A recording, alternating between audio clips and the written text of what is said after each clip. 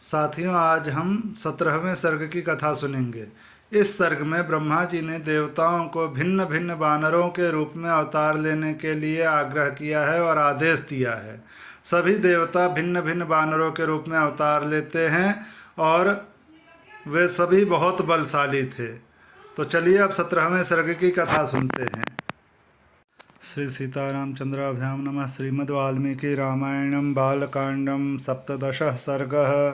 ब्रह्मा जी की प्रेरणा से देवता आदि के द्वारा विभिन्न वानर योत्पत्तियों की उत्पत्ति।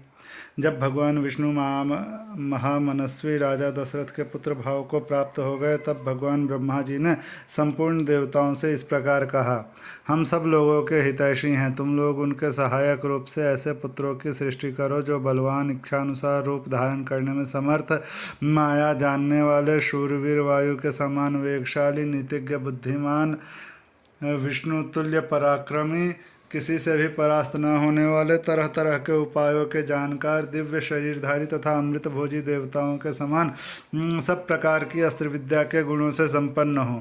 प्रधान प्रधान अप्सराओं, गंधर्वों की स्त्रियों, यक्ष और नागों की कन्या, ऋक्षों की स्त्रियों, विद्याधरियों, किन्नरियों तथा वानरियों के गर्भ से वानर रूप में अपने ही तुल्य पराक्रमी पुत्र उत्पन्न करो। मैंने पहले से ही ऋक्षराज जाम्बवान की सृष्टि कर रखी है। एक बार मैं जम्भाई ले रहा था, उसी समय वह सहसा मेरे मुंह से प्रकट हो गया। भगवान ब्रह्मा के ऐसा कहने पर देवताओं ने उनकी आज्ञा स्वीकार की और वानर रूप में अनेकानेक पुत्र उत्पन्न किए। महात्मा, ऋषि, सिद्ध, विद्याधर, नाग और चारणों ने भी वन में विचरने वाले वानर भालुओं के रूप में वीर से पुत्रों को जन्म दिया। देवराज इंद्र वानर राज वाली को पुत्र रूप में उत्पन्न किया, जो महेंद्र पर्वत के समान विशालकाय और बलिष्ठ था। तपने वालों में श्रेष्ठ भगवान सूर्य ने सुग्रीव को जन्म दिया। बृहस्पति ने तार नामक महाकाय वानर को उत्पन्न किया, जो समस्त वानर सरदारों में परम बुद्धिमान और श्रेष्ठ था।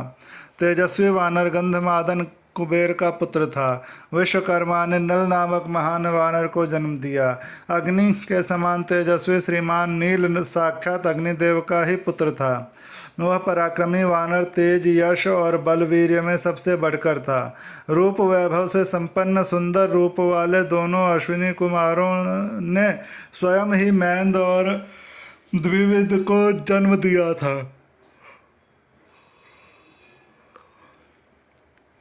वरुण ने सुषेण नामक वानर को उत्पन्न किया और महाबली पर्जन्य ने शरभ को जन्म दिया। हनुमान नाम वाले ऐश्वर्यशाली वानर वायु देवता के औरस पुत्र थे। उनका शरीर वज्र के समान सुदृढ़ था। वे तेज चलने में गरुड़ के समान थे। सभी श्रेष्ठ वानरों में से वे सबसे अधिक बुद्धिमान और बलवान थे। इस प्रकार कई हजार वानरों की उत्पत्ति हुई। वे सभी रावण का वध करने के लिए उद्यत रहते थे। उनके बल की कोई सीमा नहीं थी। वे वीर, पराक्रमी और इच्छानुसार रूप धारण करने वाले थे। गजराजों और पर्वतों के समान महाकाय तथा महाबली थे। रीक्ष वानर और गोलांगुल लंगूर जाति के वीर शीघ्र ही उत्पन्न हो गए। जिस देवता का जैसा रूप, वेश और पराक्रम था, उससे उसी के समान पृथक पृथक पुत्र उत्पन्न हुआ। लंगूरों में जो देवता उत्पन्न हुए, वे देवावस्था की अपेक्षा भी कुछ अधिक पराक्रमी थे। कुछ वानर रीछ जाति की माताओं से तथा कुछ किन्नरियों से उत्पन्न हुए। देवता, महर्षि, गंधर्व, गरुड़, यशस्वी, यक्ष, नाग, किमपुरुष, सिद्ध, विद्याधर तथा सर्प जाति के बहुसंख्यक व्यक्तियों ने अत्यंत हर्ष से भरकर सहस्रों पुत्र उत्पन्न किए। देवताओं का गुण गाने वाले वनवासी चारणों ने बहुत से वीर, विशालकाय वानर पुत्र उत्पन्न किए। वे सब जंगली फल मूल खाने वाले थे। मुख्य अप्सराओं, विद्याधरियों, नाग कन्याओं तथा गंधर्व पत्नियों के गर्भ से भी इच्छानुसार रूप और बल से युक्त तथा स्वेच्छानुसार सर्वत्र विचरण करने में समर्थ वानर पुत्र उत्पन्न हुए। वे दर्प और बल में सिंह और व्याघ्रों के समान थे। पत्थर की चट्टानों से प्रहार करते और पर्वत उठाकर लड़ते थे। वे सभी नख और दांतों से भी शस्त्रों का काम लेते थे। उन सबको सब प्रकार के अस्त्र शस्त्रों का ज्ञान था। वे पर्वतों को भी हिला सकते थे और स्थिर भाव से खड़े हुए वृक्षों को भी तोड़ डालने की शक्ति रखते थे। अपने वेग से सरिताओं के स्वामी समुद्र को भी क्षुब्ध कर सकते थे। उनमें पैरों से पृथ्वी को विदीर्ण कर डालने की शक्ति थी। वे महासागरों को भी लांघ सकते थे। वे चाहें तो आकाश में घुस जाएं, बादलों को हाथों से पकड़ ले तथा वन में वेग से चलते हुए मतवाले गजराजों को भी बंदी बना ले। घोर शब्द करते हुए आकाश में उड़ने वाले पक्षियों को भी वे अपने सिंहनाद से गिरा सकते थे। ऐसे बलशाली और इच्छानुसार रूप धारण करने वाले महाकाय वानर यूथपति करोड़ों की संख्या में उत्पन्न हुए थे। वे वानरों के प्रधान यूथों के भी यूथपति थे। उन यूथपतियों ने भी ऐसे वीर वानरों को उत्पन्न किया जो यूथपों से भी श्रेष्ठ थे। वे और ही प्रकार के वानर थे, इन प्राकृत वानरों से विलक्षण थे। उनमें से सहस्रों वानर यूथपति ऋक्षवान जय पर्वत के शिखरों पर निवास करने लगे। दूसरों ने नाना प्रकार के पर्वतों और जंगलों का आश्रय लिया। इंद्र कुमार बाली और सूर्यनंदन सुग्रीव ये दोनों भाई थे। समस्त वानर यूथपति उन दोनों भाइयों की सेवा में उपस्थित रहते थे।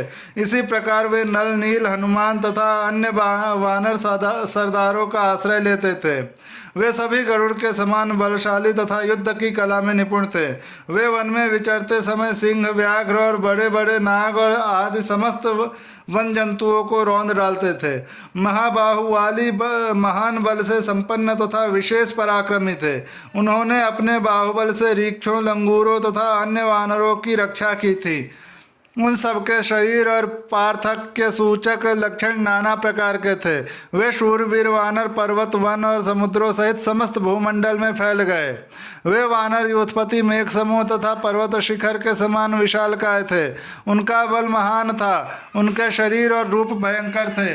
भगवान श्री राम की सहायता के लिए प्रकट हुए उन वानर वीरों से यह सारी पृथ्वी भर गई थी। इस प्रकार श्री वाल्मीकि निर्मित आर्ष रामायण आदि काव्य के बालकांड में 17वां सर्ग पूरा हुआ।